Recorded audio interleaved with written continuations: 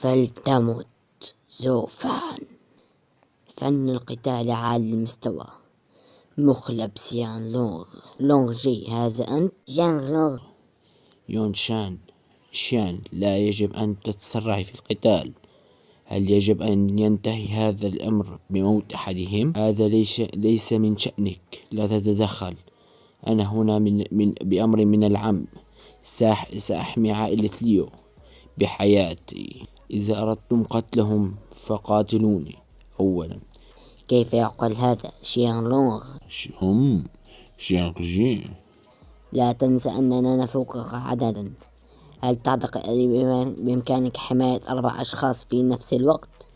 يوشيان، لا تنسى أنك لا يمكنك أن تكون خصمي لأنك جريح. أعلم ما تريد قوله. المقاتل القوي العظيم في اللحظة الحرجة يمكن أن إخراج 12 نقطة قوة، لكن إن قاتلنا أنا وأنت ستحدث حرب كبيرة. هل يمكن تحمل المسؤوليات؟ عائلتنا لديها العديد من الضغائن والحرب لا مهرب منها، ولكن أن ليس وقتا مناسبا. إذا بدأ الحرب الآن سأخرب أعمال العائلة. فهمت. من؟ ألم يخبرك معلمك أنه في وقت القتال بين السحرة لا يجب عليك التهاون وإلا ستموت؟ أنت زوفان، هل غدرت بي؟ من الواضح أنه على وشك الموت. كيف له أن يكون بهذه القوة؟ حتى إنه أقوى وأسرع من قبل. لقد خدعني، ليس أنا فقط. ساعدني تيا. فلتمت. نسيبي. أنت هنا بأمر من جيو لحمايتنا، أليس كذلك؟ أشكرك لمساعدتك. أرجو أن توصل كلامي هذا. لا داعي لإرسال أحد لحمايتنا في المستقبل. لم أتوقع أبدا بأني أنا التنين التاسع. ستفسد خططي بسبب طفل صغير. عمي يوشان كاي، لم تفهم. ذلك الزوفان قتل يوشيان. ما دخل عائلتنا بذلك؟ أنت جاهلة. في الوقت الذي قتل فيه يوشيان كان هناك العديد من الناس، وذلك الزوفان قتل يوشان تلميذ يومينغ أمام الجميع. هذا الأمر خاص بعائلة ليو. شياو كاي، هل تصدقين أن شخصا من عائلة صغيرة يتجرأ على قتل أحد أعضاء العائلات الملكية ال7؟ أنت لا تصدقين، ولا حتى عائلة سون. بالطبع كلهم يعتقدون أن لنا دخل في هذا. إذا كان هذا حقيقيا نحن غير محظوظين البتة. لماذا يجب أن نكون ضحية لعائلة ليو؟ غير محظوظين؟ في السابق كان ذلك الشخص غريبا. وفقا لما سمعت ذلك الفتى كان على وشك الموت، حتى عندما أرادوا يونشيان قتله حينها لم يحرك ساكنا. لكن عندما تدخل لونجي حمايته ذلك الزوفان بادر بالهجوم بقوة أكبر من التي كانت لديه من قبل. في الواقع هذه كانت خطته من البداية. ماذا هو كان يعلم أن لونغ جين مختبئ في الجوار وكان يخطط لهذا منذ البداية؟ فتاة غبية. هو لم يكن يستهدف يوشيان، بل كان يستهدف عائلة يونغ مينغ. إن بدأ حرب بيننا ونحن الاثنان عائلة ليو تستطيع الفرار. كيف يمكن لهذا؟ ألا يخشى أن يكون هدف لعائلتين كبيرتان؟ هو بالطبع فكر في هذا الأمر عندما باعني هذه المهارة. يعلم أني أهتم بسمعة عائلتنا. لدينا خياران فقط: حماية عائلة ليو أو الهجوم عليها. من أجل أن لا نسيء لسمعة عائلتنا لدينا خيار واحد فقط، وهو حماية عائلة ليو. تبا، لم أعتقد أن ذلك الطفل هو أخطر شخص تعاملت معه في حياتي. فهمت. ضعيف جدا. دائما ما كنت أرى بمنظور الإمبراطور يمكن رؤية نقاط ضعفه وقتله، ولكن في الواقع لا يمكن الفوز ولم أستفد من القتال أيضا. أنا ضعيف للتخلص من المشاكل مع عائلة تاي وسون، على المشاركة بشكل كامل في القتال بين العائلات السبعة من الآن وفصاعدا. هؤلاء عوائل السبعة هم أعدائي. بقوتي المالية لا يمكن حماية نفسي، فكيف يمكن حماية عائلة ليو؟ يجب أن أصبح أقوى في وقت قصير. يا ابن عائلة تاي، ويخرج من فمه الدماء. ما هذا؟ لن آخذ حياتك الآن، أريدك أن ترى بنفسك دمار عائلتك. ماذا حدث؟ أين هي الدوريات؟ هل هذا وقت تبادل الأدوار بين الحراس؟ من هناك؟ أظهر نفسك. هذه أرض عائلة تاي، من يجرؤ على الدخول لها؟ هذا هو الحارس الخامس. قدرات الدماء الروحية مذهلة حقا. يمكن أن تقتل محاربة من المستوى الثاني في لحظة. هذا هو الحارس الخامس. قدرات الدماء الروحية مذهلة. يمكنها أن تقتل محاربة من المستوى الثاني في لحظة. لو لم أكن جريحا بسبب يوشيان ذاك، أحتاج من المزيد من الدماء. لحسن الحظ يمكن استعمال عائلة تاي في هذه الحالة. سيد من المستوى العالي، إنه هنا. كل مستويات الحرس عالية. هناك شيء ما يحدث هنا. الكاهن جيانغ، لم أعلم أنك والسيد سون قادما للزيارة. أخبروني رجاء، ما الذي أتيتم لأجله؟ أنت تعلم ما الذي نريده. قاتل يون شيان تلميذ يون ميغ اليوم وعلى يد شيان لونغ. عائلة ليو كانت السبب، صحيح؟ هل تعتقد أنهم يجرؤون على ذلك؟ لدى عائلة يون ميغ وشيان ليونغ عداوة منذ زمن بعيد. في العادة لن تقاتل العائلات بعضها، لأن هذا سيسبب مشاكل داخلية في العائلات السبعة. لكن شيان لونغ حصل على سبب، وهو حماية عائلة ليو. ما الذي يعنيه هذا؟ كما توقعت، العائلات السبعة مغرورة جدا، لذلك لا يعتقد أن لا أحد يجرؤ على معاداتهم. في الواقع يعتبرون أنفسهم أسمى من الجميع، لذلك لا يصدقون السبب الحقيقي. هذا ينطبق على عائلة شيان لونغ أيضا. إذا لماذا أتيتم إلى هنا اليوم؟ لا شيء. ستساعدني في التحقيق من عائلة شيان لونغ وتعرف نواياهم الحقيقية. إن ذهبت بنفسي ستندلع حرب كبيرة. أيها الكاهن جيانغ، إنهم عائلة شيانغ لونغ، لا يمكن تحمل إساءة إليهم. هذا شأنك الخاص. لماذا تريدني أن أضحي بنفسي؟ سيد تاي، لا يجب أن تسيء الفهم. نحن لا نريد شيء. نريد منك التعامل مع شيانغ لونغ. أريدك أن تتعامل مع عائلة ليو وتراقب ردة فعلهم عائلة شيانغ لونغ. ماذا عائلة ليو؟ بعد تلك الحادثة أصبح الجميع يعلم أن عائلة شيانغ لونغ تدعم عائلة ليو، أن يكون في صد إساءة لعائلة شيانغ لونغ. لو قاتلت عائلة ليو، علاقة عائلة سون وعائلة يومينغ جيدة. لماذا لم يطلب من عائلة سون التعامل مع عائلة ليو؟ ألا تكتسب عائلة سون كثيرا من المزايا بسبب عائلة مينغ؟ لا تجرؤ أن علاقة عائلة ليو جيدة مع عائلة شيانغ لونغ، أليس كذلك؟ أنا أكره زو فان كثيرا. استعمل مهارة غامضة قبل بضعة أيام على ابني، جعل يتقيأ الكثير من الدماء، ومن حينها وهو مريض. أخشى أن يستعمل مهارة غامضة أخرى إن حاولت قتله. وضعت الدماء الروحية داخل جسد ابنه ذلك اليوم حتى أعلمه درسا، ومن حينها وأنا أعذبه كل يوم.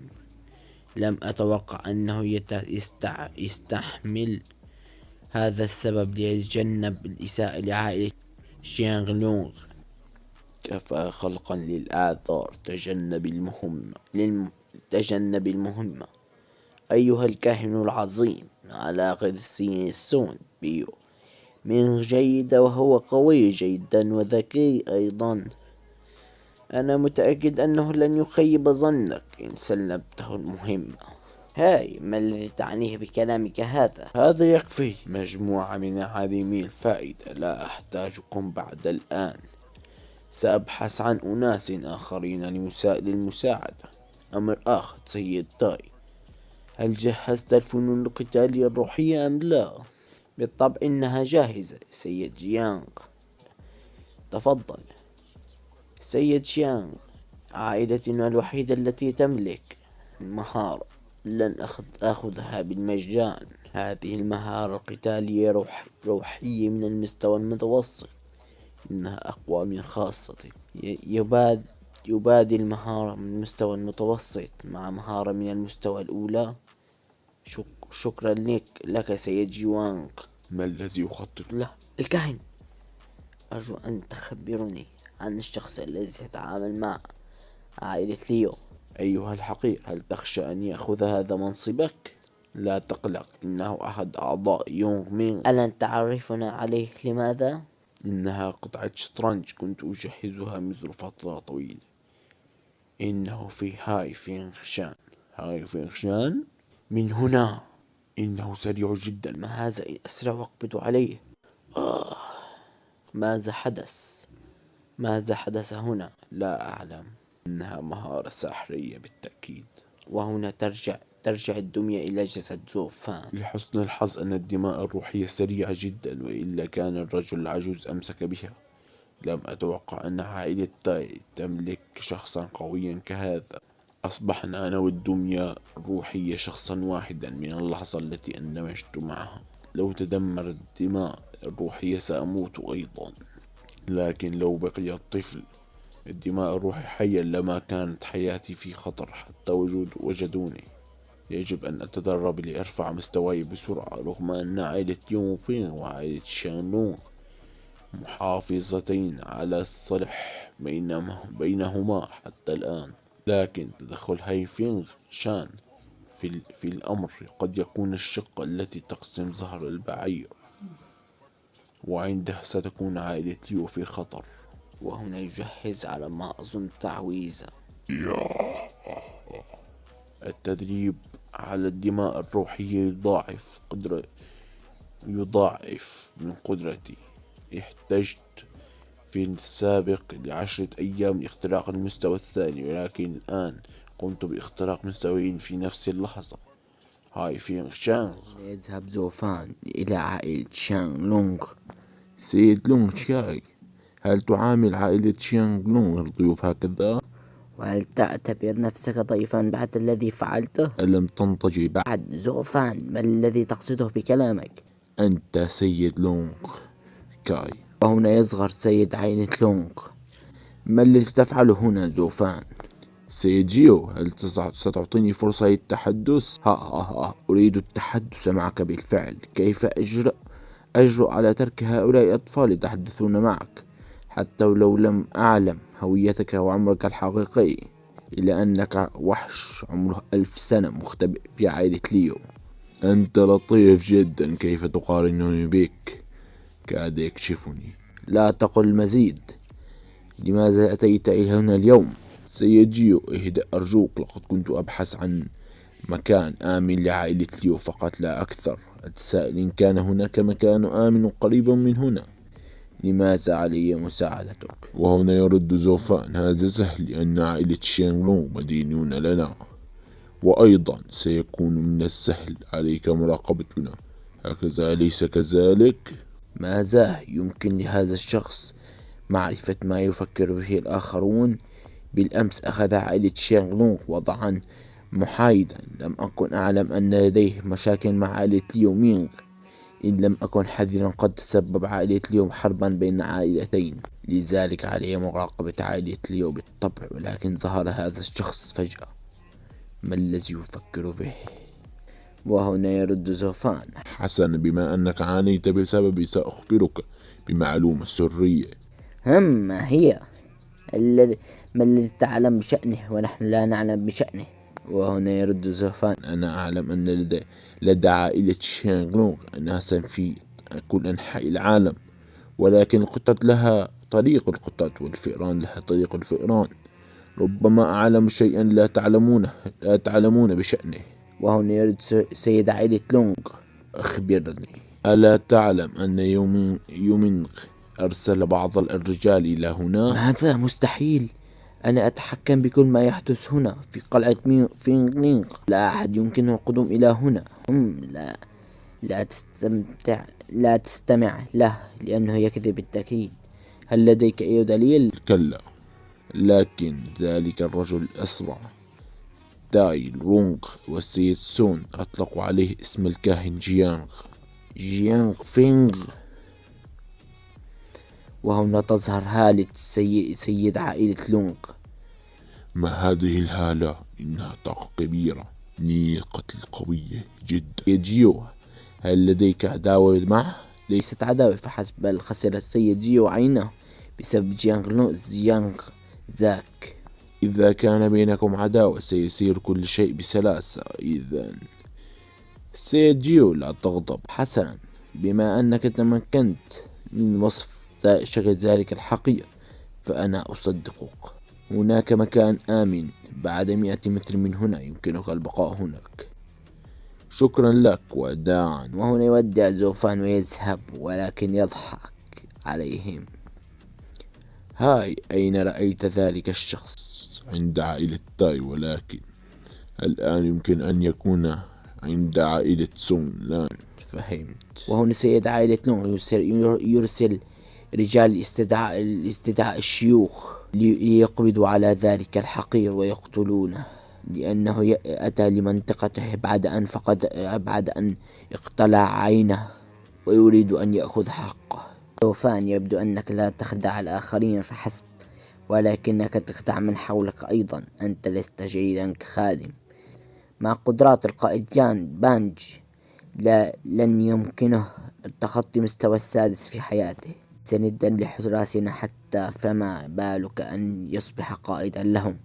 أقترح أن تبقى في عائلة صغيرة كالتي تنتمي لها، ولا تطمح في شيء كبير كعائلتي. هناك مثل قديم يقول: لا تتنمر على الفقراء، أنت تبالغين كثيرا. لا تتنمر على الفقراء. استمر في خداع أنفسكم يا رفاق، واحظوا بأحلام اليقظة. وهنا هذه الفتاة تحاول استفزاز زوفان، ولكن زوفان لا يستفز أبدا. وهنا زوفان يصعد إلى أعلى البيت. هاي، هذا البيت ليس منزلك. انزل أيها الطفل، أليست لديك أخلاق؟ انزل من عندك حالا. وهنا ينطلق زوفان ويفعل طاقة. ما الذي فعلته؟ وهل أنا ملزم بالجواب؟ وهنا يفعل تقنية إطلاق. وهنا يظهر تنين ذهبي. هناك شخص يجهز مصفوفة الدفاعية الشيطانية. هل هو الشيطان القديم؟ لا، هذا مستحيل، ليس لديه القدرة على فعلها. هل هذه القوة المصفوفة الدفاعية الخاصة به؟ لا، ليست كذلك. خاصتي ليست بهذه القوة، بقوة هذه المصفوفة. ماذا يحدث داخل القلعة؟ هل من الممكن أن الخطة التي بدأت قبل موعدها؟ لا، مستحيل. لن يقوم الكاهن بفعل أي شيء قبل موعده. وهنا زوفان يستعمل مصفوفة التنانين الذهبية الأربعة. زوفان، ماذا تريد أن تفعل؟ لا تتجاهلني.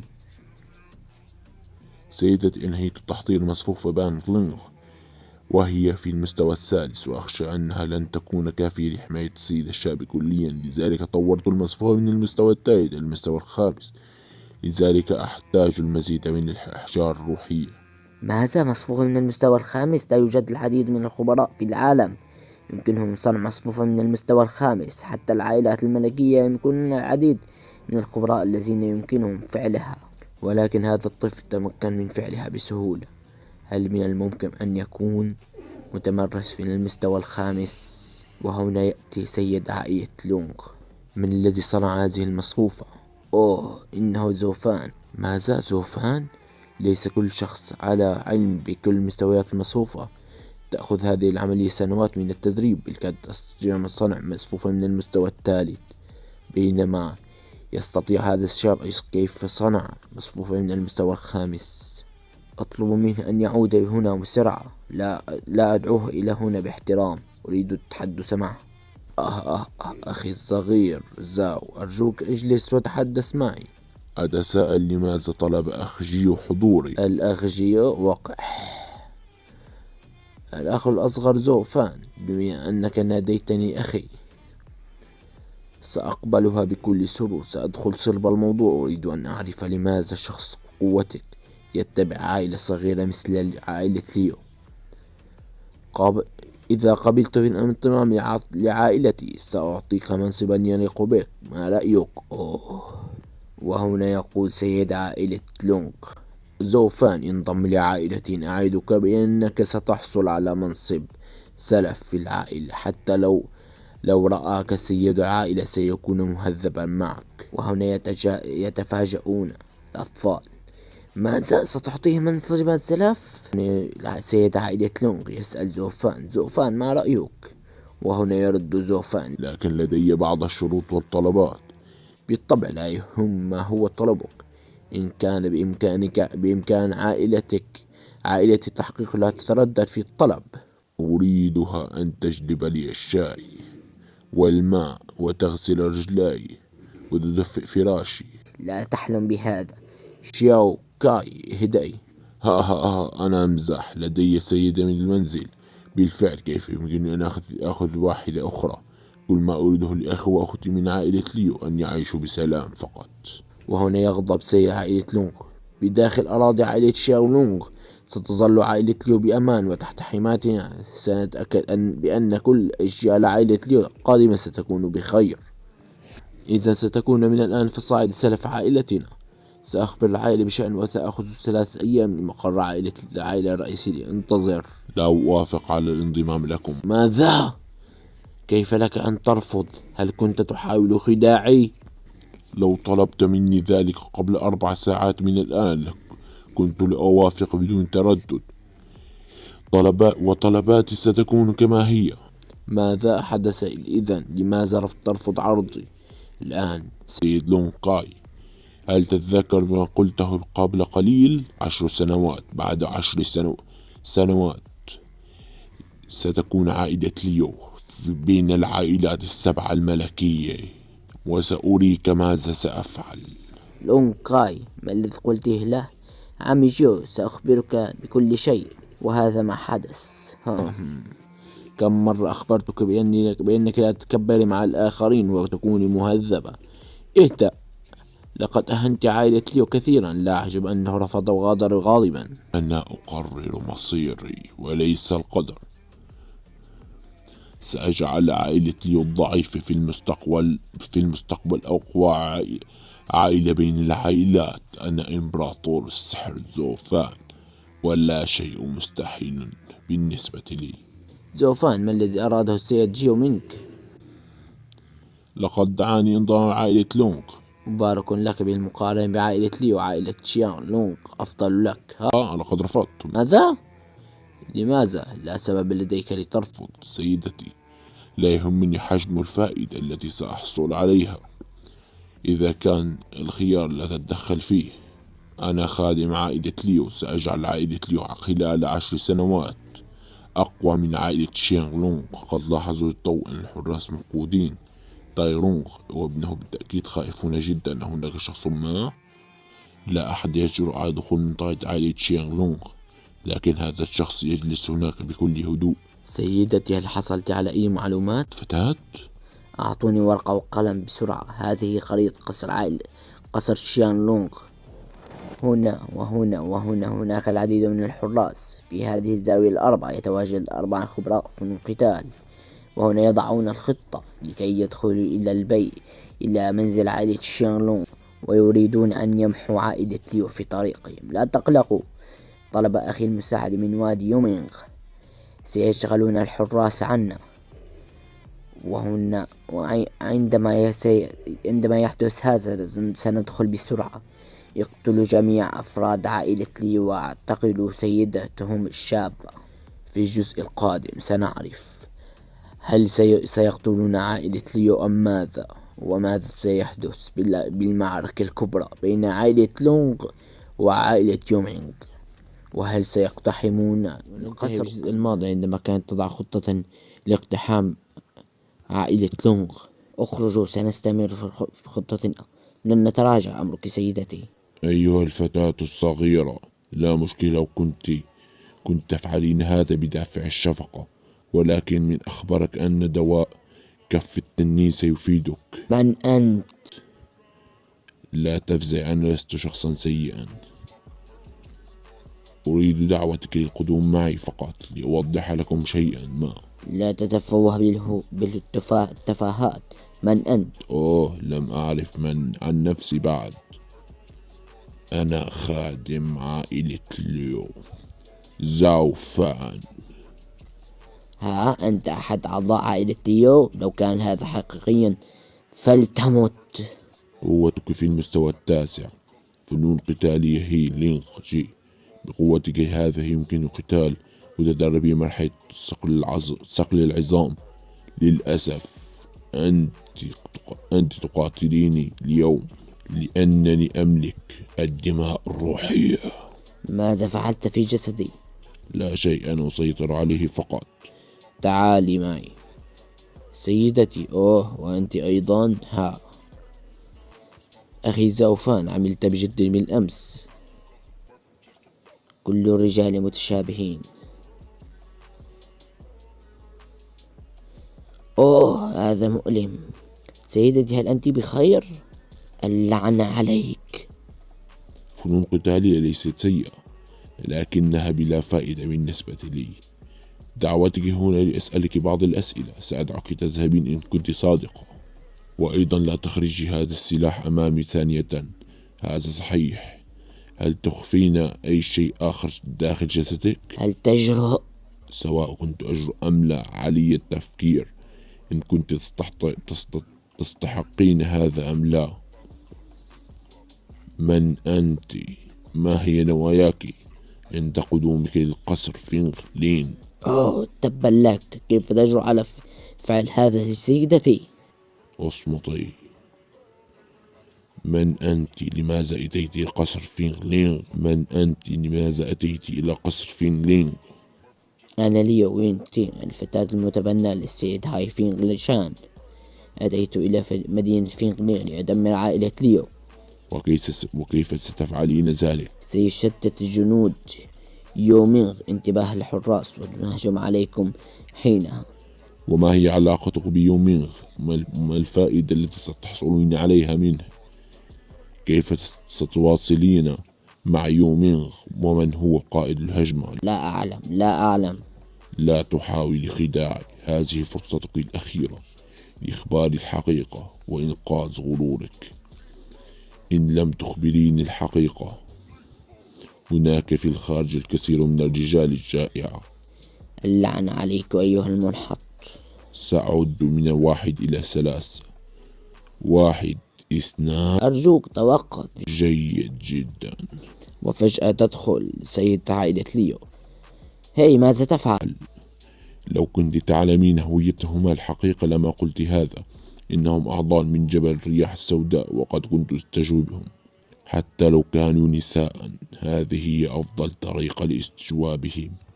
ماذا إذا هم من جبل الرياح السوداء؟ أعيد لي والدي. سيدتي اهدئي. لا أعتقد أن المشاكل بين هذه العائلتين بسيطة. هناك خطأ ما بها. ربما تم التخطيط لكل هذا المشاكل بواسطة لومينغ. ماذا؟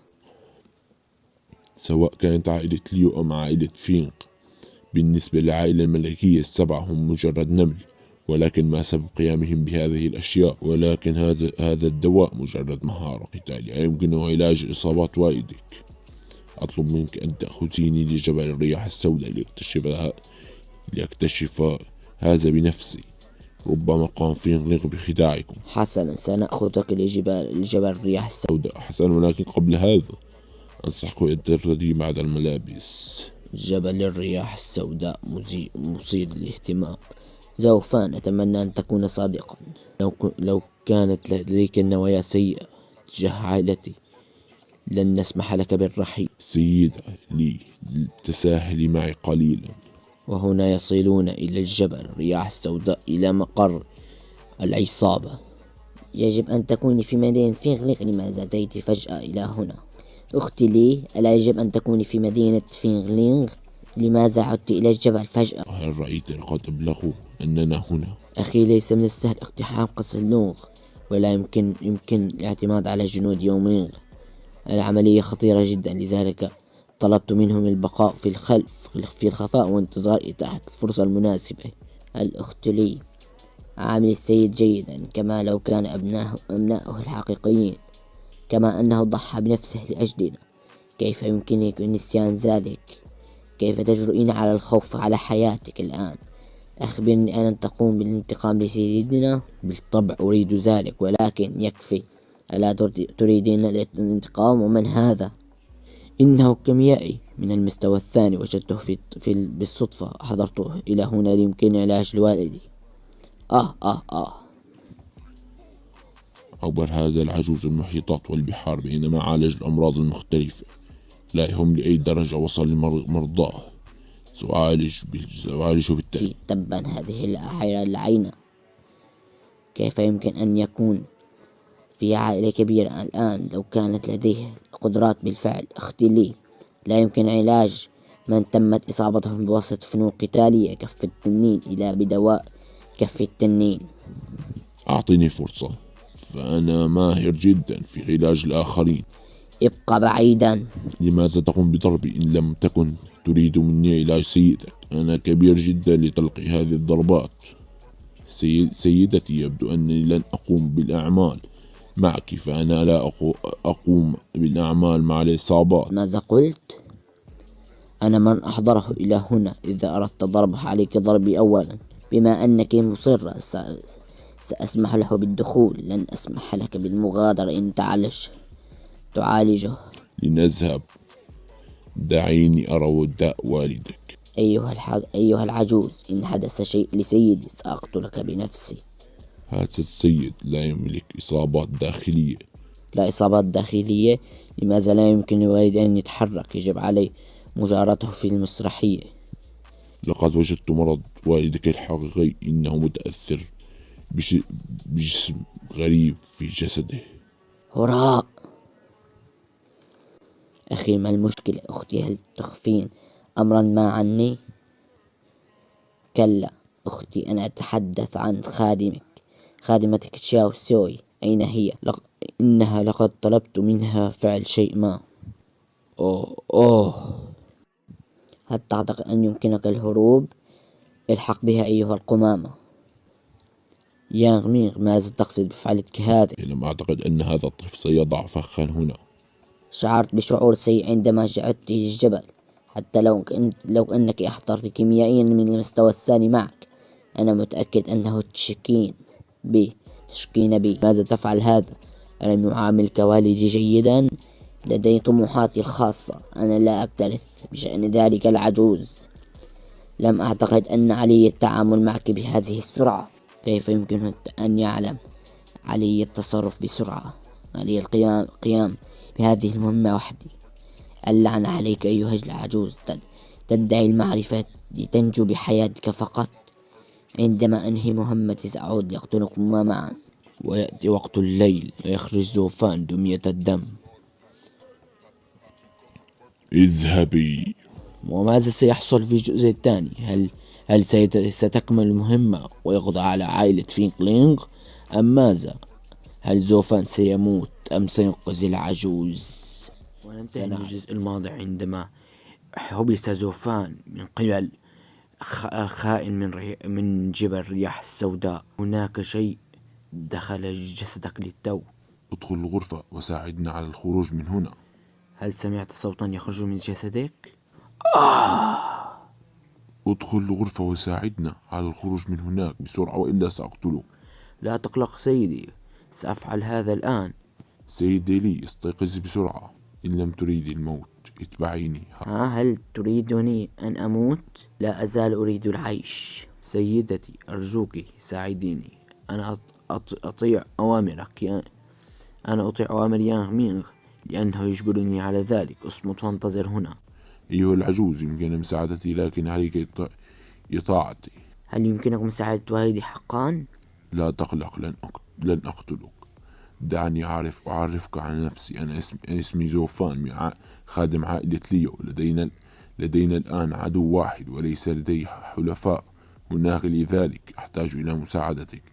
أنت سيد من مستوى صقل العظام. زوفان، ماذا تفعل؟ لقد عالجته. قلت أنك عالجته؟ ما هو الشيء الذي كان في جسد والدي؟ كان كائن شيطاني.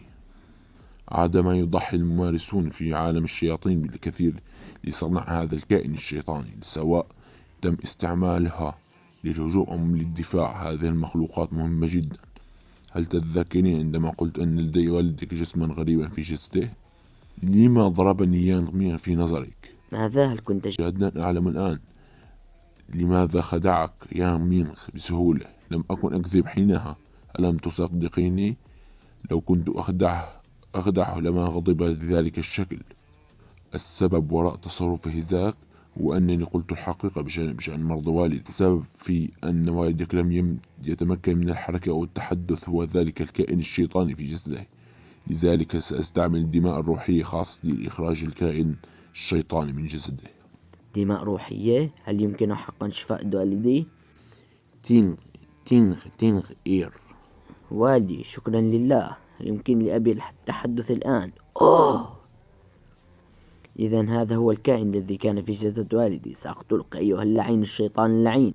توقفي. ماذا تفعل؟ إنها خطيرة جدا، دعني أقتلها. قلت لك توقفي.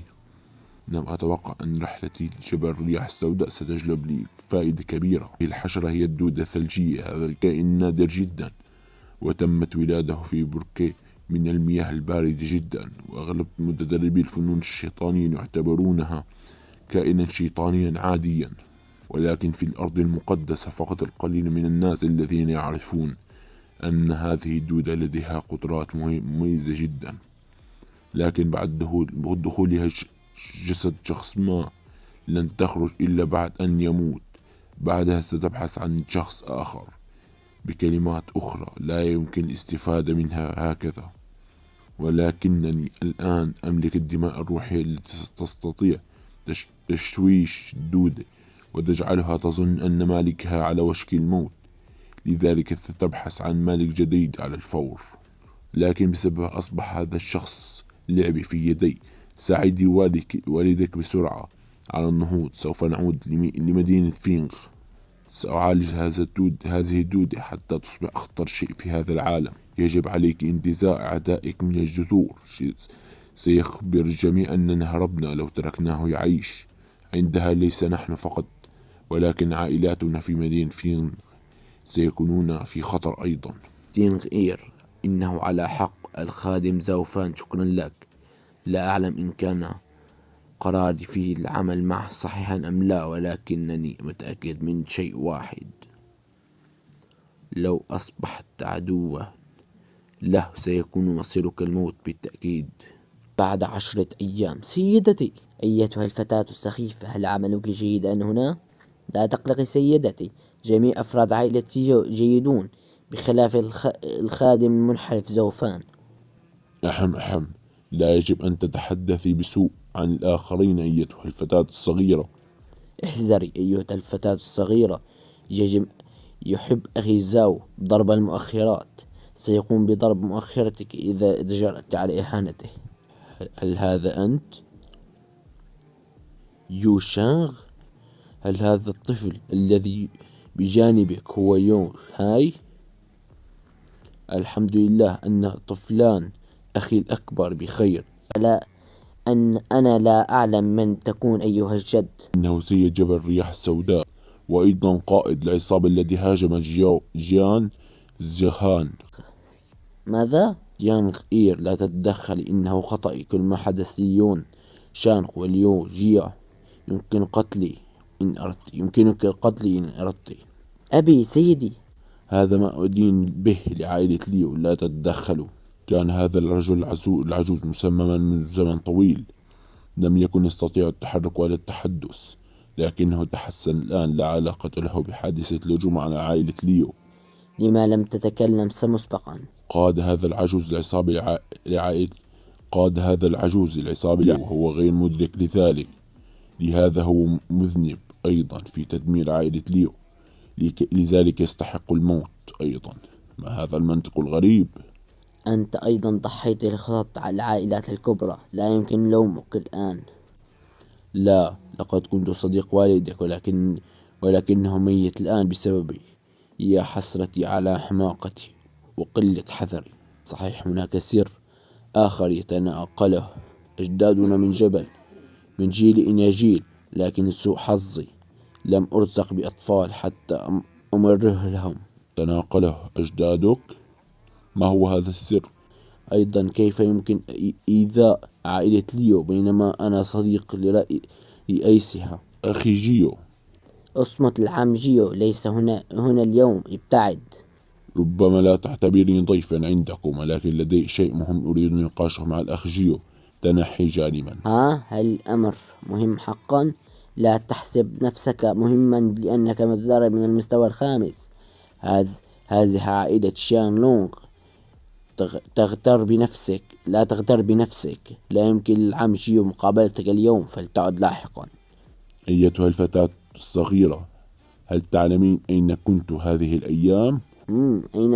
أين ذهبت؟ لا تعتقد أننا هنا لأجلك. يجب عليك تدبر نفسك. يجب أنكم غير مدركين للوضع الحالي. ذهبت للتحري بشأن تحركات يومين قبل بضعة أيام.